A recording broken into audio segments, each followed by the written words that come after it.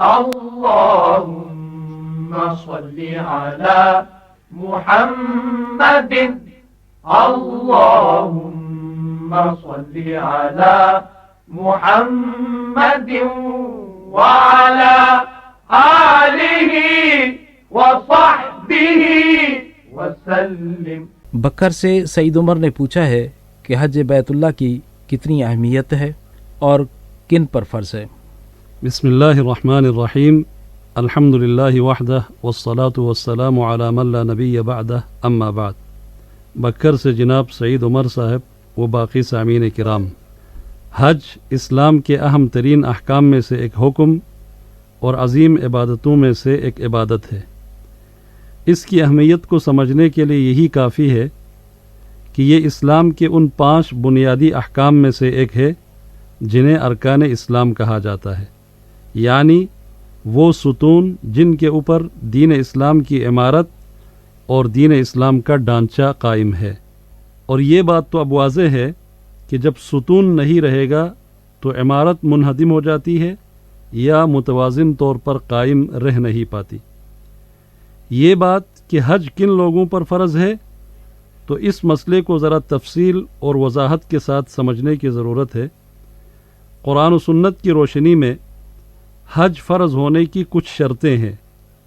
وہ شرطیں کسی بھی شخص کے اندر پوری پائی جائیں تو اس پر حج فرض ہو جاتا ہے، اور اگر ان شرائط میں سے کسی بھی ایک شرط کی کمی ہے تو اس شخص پر حج فرض نہیں ہوتا۔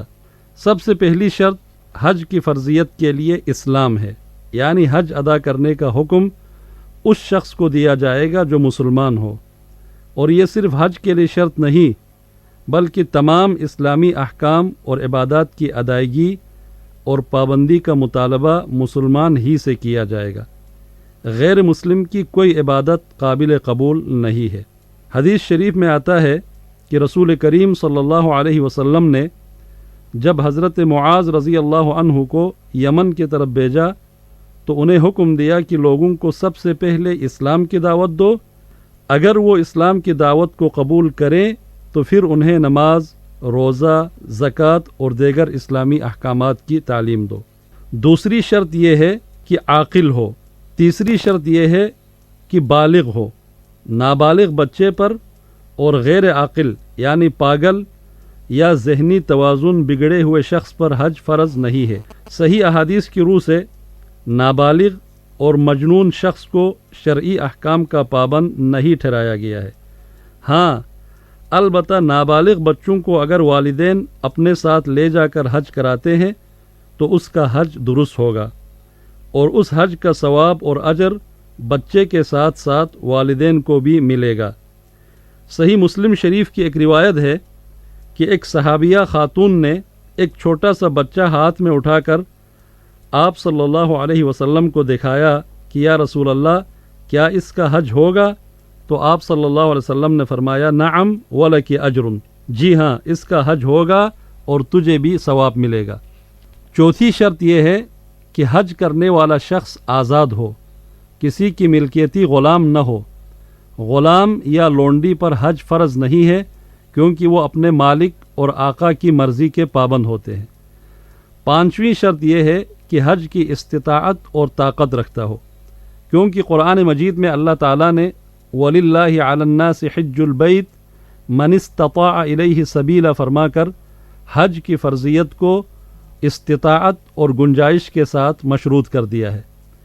اس استطاعت اور گنجائش کا تعلق بدنی اور جسمانی استطاعت سے بھی ہے اور مالی گنجائش اور طاقت سے بھی۔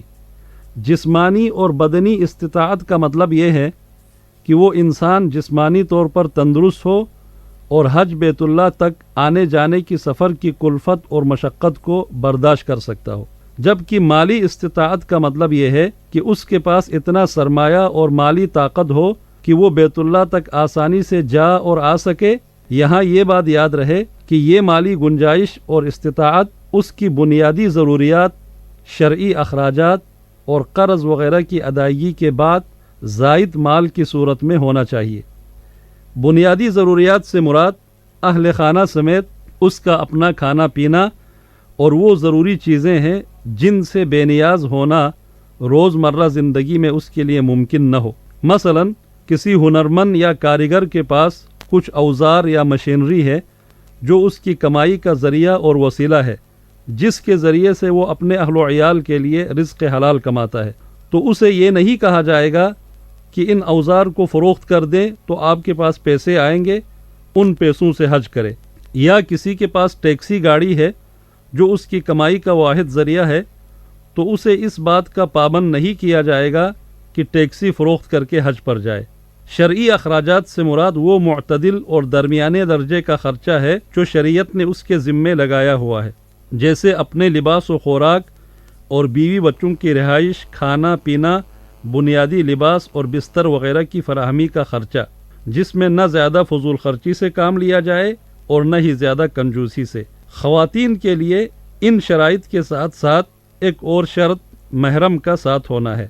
اگر کوئی شخص مالی طور پر مستحکم ہے، گنجائش والا ہے، لیکن جسمانی طور پر سفر کی طاقت نہیں رکھتا، تو دیکھا جائے گا کہ اگر وہ کسی عارضی بیماری کا شکار ہے جس کے ٹھیک ہونے کی امید ہے تو شفا یابی تک انتظار کرے گا۔ لیکن اگر کوئی ایسی رکاوٹ ہے جو مستقل اور دائمی ہے اور سفر ممکن نہیں ہے، تو ایسے شخص کو اپنی طرف سے کسی سابقہ حاجی کو اپنے متبادل کے طور پہ حج پر بھیجنا چاہیے۔ واللہ تعالی اعلم، وآخر دعوانا ان الحمد للہ رب العالمین۔